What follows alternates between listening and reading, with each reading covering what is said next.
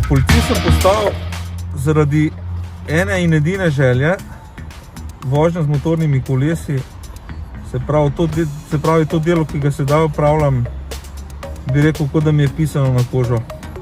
Policist, motorist.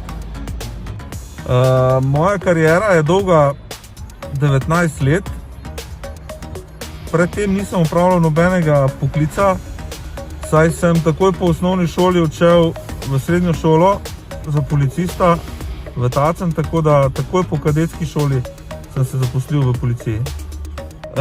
Kar se tiče fizične pripravljenosti, za nekaj od test poskrbi sama služba, bodisi z samoobrambo oziroma z raznimi streljanji.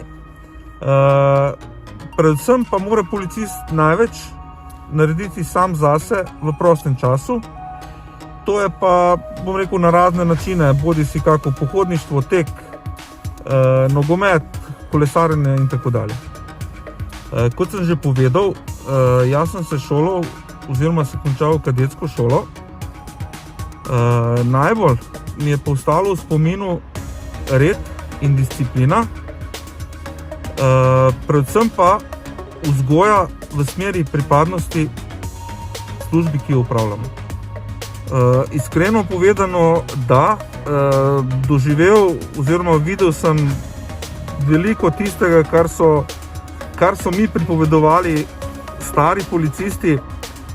Dejstvo pa je tudi to, da v sami policiji obstaja več področij dela, tako da se vsak lahko odloči za tisto, katera mu najbolj odgovarja.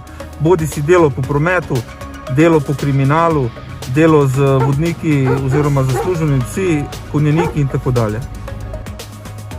Kar se tiče samega področja dela, se pravi, glede na to, da delam že vrsto let na prometni varnosti, tega ne bi menjal.